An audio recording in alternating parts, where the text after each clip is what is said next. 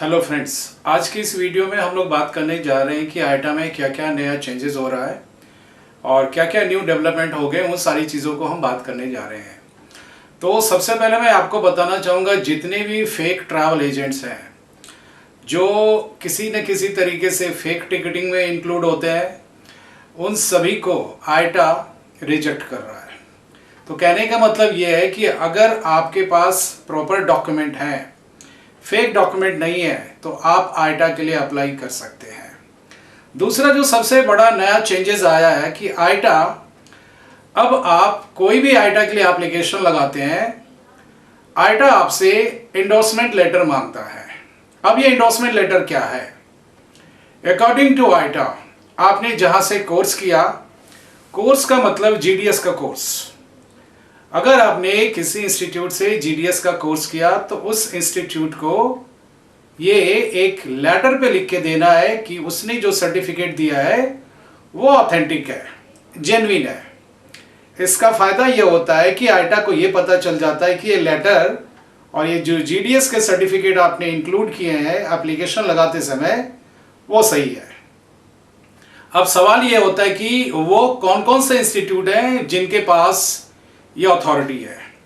तो नंबर 1, ऐसे इंस्टीट्यूट जो सर्टिफाइड हो, जीडीएस से सर्टिफाइड हो, या तो अमेडिया सेट सर्टिफाइड हो या गैलीलियो से सर्टिफाइड हो। तो आप इसके लिए हमसे कांटेक्ट कर सकते हैं, because we are certified GDS institute, और जो हम लेटर आपको इशू करके देंगे वो आइटा एक्सेप्ट करेगी। तो कहने का मतलब ये है कि अगर आपको आइटा एप्लीकेशन लगानी है, आइटा के लिए अप्रूवल चाहिए, आपको आइटा का एक्रेडिटेशन चाहिए, तो यू कैन कॉन्टेक्ट अस। तो अब हम बात करेंगे स्टैंडर्ड की। स्टैंडर्ड में क्या होता है कि आपको पेमेंट करने के लिए 3 तरीके से आइटा आपको फैसिलिटी देता है। पहली फैसिलिटी ये है कि आप क्रेडिट कार्ड से पेमेंट कर सकते हो। दूसरी फैसिलिटी होती है कि आप आइटा इजी पे के थ्रू आप पेमेंट कर सकते हो, और तीसरी फैसिलिटी होती कैश पेमेंट। तो बहुत से लोगों को ये डाउट होता है कि कैश पेमेंट का मतलब क्या होता है। तो मैं आपको बताना चाहूंगा कि कैश पेमेंट का मतलब होता है कि आपके पास एक लिमिट होती है, यानी कि अगर आप आइटा के लिए अप्लाई करते हो तो आपको बैंक गारंटी देनी होती है। अब ये बैंक गारंटी कैसे देते हैं? इसके लिए आपको किसी भी बैंक में आप अप्रोच कर सकते हैं, लाइक एचडीएफसी बैंक हो गया, तो आपको बैंक गारंटी बना के दे देते हैं। नॉर्मली बैंक गारंटी कितना मांगती है आइटा? तो अभी के अपडेट के हिसाब से आइटा आपको 8,20,000 की बैंक गारंटी मांगती है। अब सवाल ये है कि अगर मैं ये बैंक गारंटी बना के दे दूं तो इसका फंक्शन क्या होता है और आइटा इसका बेनिफिट कैसे उठाती है? मान लीजिए आपने टिकट इशू किया और आपने पेमेंट नहीं किया, तो आइटा इस बैंक गारंटी से जितने का आपने टिकट बनाया है वो आपसे डिडक्ट कर लेगी और आपको डिफॉल्टर डिक्लेयर कर देगी।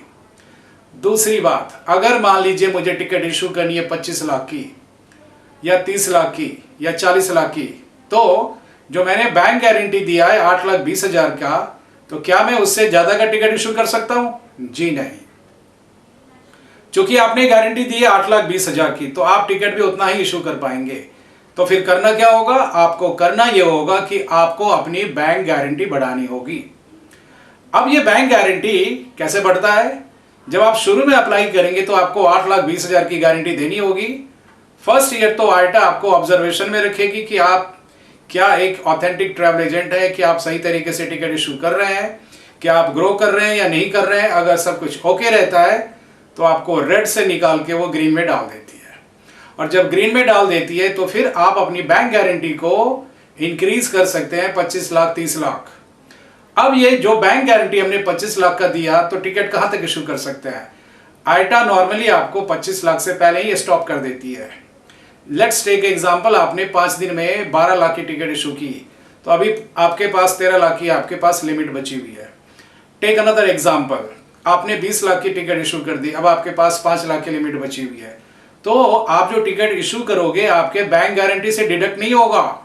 आपको हर एक 7 दिन में आइटा आपको एक बिलिंग साइकिल बना करके बिल आपको जनरेट करेगा, और आपको बोलेगा कि 7 दिन में आपने 10 लाख की टिकट इशू की है, तो आप अपने बैंक अकाउंट से आयटा के बैंक अकाउंट में ये 10 लाख या 20 लाख जो भी आपने टिकट इशू की है वो आपको ट्रांसफर करना होगा। इसी को बोलते हैं हम कैश फैसिलिटी। अब बहुत से लोगों को ये भ्रम है कि अगर मैंने आयटा ले लिया तो क्या मुझे सारी एयरलाइंस की टिकटिंग के राइट्स मिल जाएगी? जी नहीं। अगर आपको सारी एयरलाइंस की टिकटिंग राइट्स लेनी है तो हो सकता है कि हर एक एयरलाइंस आपको अलग से भी इंश्योरेंस मांगे। तो इसका मतलब यह है कि दुनिया में जितने भी ट्रैवल एजेंट हैं, जो बिग साइज ट्रैवल एजेंट है उनको छोड़ करके जो मिड साइज ट्रैवल एजेंट है, जो या एंट्री लेवल के ट्रैवल एजेंट हैं, वो क्या करते हैं, वो पर्टिकुलर एयरलाइंस की टिकट इशू करते हैं। लेट्स टेक एग्जांपल, उनको कनाडा की टिकट इशू करनी है तो वो क्या करते हैं, एयर कनाडा की कैपिंग ले लेते हैं, यानी कि एयर कनाडा के वो अलग से पेमेंट करते हैं सिक्योरिटी के रूप में, या एयर इंडिया की कैपिंग ले लेते हैं, या आपको KLM की कैपिंग ले लेते हैं। तो 3-4 एयरलाइंस को वो बैंक गारंटी जमा कर देते हैं, इंश्योरेंस दे देते हैं। तो इसका बेनिफिट ये होता है कि आप उस एयरलाइंस की टिकट आप इशू करना शुरू कर देते हो। ये फैसिलिटी आपको गो लाइट में नहीं मिलेगी। इसका मतलब यह है कि गो लाइट में आपको कोई बैंक गारंटी नहीं होती है।